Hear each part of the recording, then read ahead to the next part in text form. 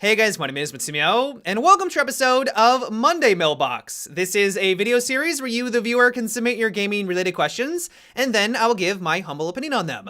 To get the formalities out of the way real quick, if you would like to submit your own question that could be featured in an upcoming episode, you can do so by leaving a comment down below, or by sending me a Facebook or Twitter message. The first question for that is, do you feel that the pro scene is ruining Siege? Do you think that it's fair that Ubisoft accommodates for less than 1% of the community, while the majority of the player base gets a worse experience?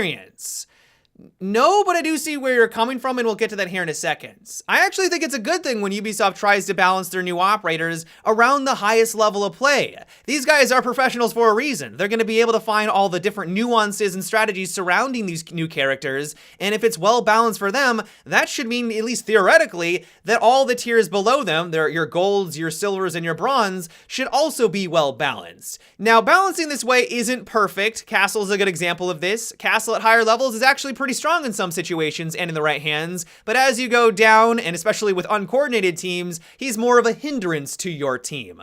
But I would rather have a Castle that is a bit underpowered in the lower levels than one that is blatantly overpowered, which really messes with the dynamic of the game. Like, I think the game is in a better and healthier state if they balance that accordingly. Now, as for Ubisoft accommodating for the pro scene with regard to them not making significant changes in the middle of a season, that is where I do agree with you. So if you guys aren't aware, Ubisoft made the announcement that there will no longer be mid-season reinforcements where they rework an old operator. The reason for doing this is that they don't want to introduce a new character into the mix. They don't want to change up the meta too much so that the pros don't have to adapt before their final tournaments. And while I do see where they're coming from, I first of all don't feel like this is giving enough credit to the pro scene. On top of that, and the main reason is I feel like this isn't really the best thing for the health of the game. A really good example of this is when they nerfed Ela. They stated that they were going to make some small tweaks to her, but they also fully admitted that this wasn't going to be enough, and they thought that she was still going to be overpowered. Their reason for doing this? They didn't want Ela to go out of the meta because every single defensive team in the Pro League was using Ela. They didn't want them to have to adapt. That is where I start to have some issues with this, and I do think that it is a problem.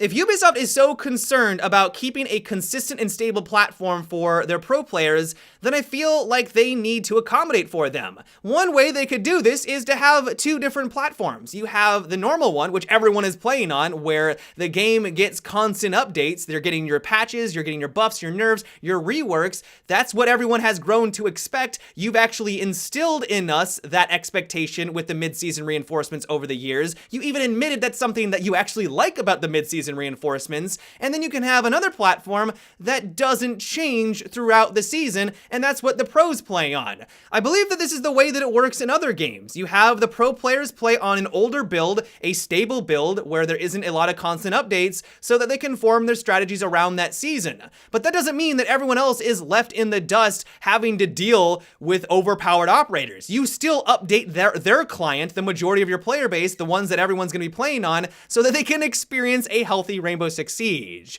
And while that system isn't perfect either, it has its own problems, I feel like Ubisoft needs to realize that this is a video game at the end of the day. People are expecting updates, and I think that is important for the longevity of Rainbow Six Siege. Now, with all that being said, though, I still don't feel like it's ruining the game. I know I just went on a long rant here for the reasons why I'm not happy with it, but I don't think it's the end of the world. Like, yeah, it kind of sucks, but I don't think it's going to put us into a downward spiral where the game starts to deteriorate and everyone leaves for something else. Like, I just don't think that's the case. It sucks. I feel like Ubisoft could approach it a bit differently, but it isn't going to just ruin the game. But of course, that is just my opinion. The next question is, how do you feel about an attacking operator that could throw in some sort of small device into a room and messes with physical traps or devices? It could rust or freeze frost traps or elemines or even blur Mira's gadgets.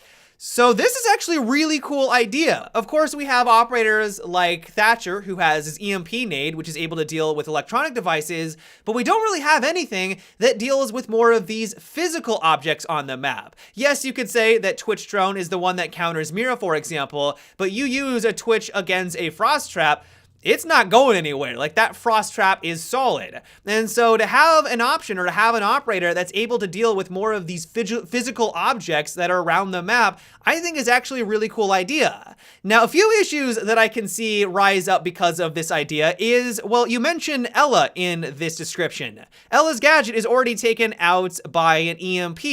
So if Ella's gadget is taken out by an EMP, well, then why isn't Bandit's batteries taken out as well? Like, why isn't Jaeger's ADSs also taken out? Like, those are physical objects. Are they included to be countered by this operator? Because if that's true, then why in the world would you ever want to play as Thatcher? If this guy can also take out frost traps and also, hinder Amira, then what is your incentive to play as Thatcher? One way they could work around it is that maybe this object or this nade that you throw into the room has to have a line of sight onto the gadget. So of course an EMP is able to take out gadgets through walls. Maybe this one, you have to throw it directly on top of the frost trap or in front of the Jaeger devices or the Mira, and it has to be able to have direct line of sight to be effective. That could be one workaround, and honestly, if that was the way that it worked, this actually could finally be the new operator to deal with all of the gadgets in the game. This has been something that we've been kind of hoping, or at least I've been hoping for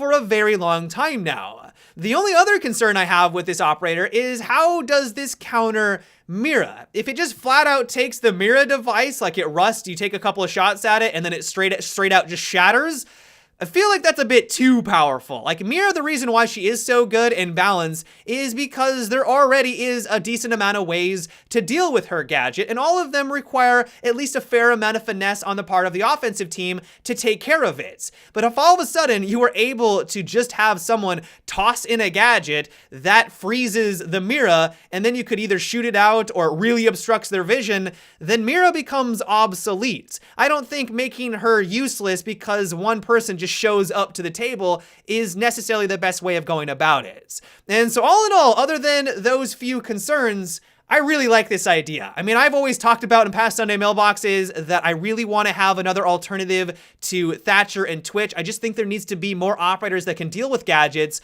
and to have this little twist on it could be the thing that spices things up into Rainbow Six Siege.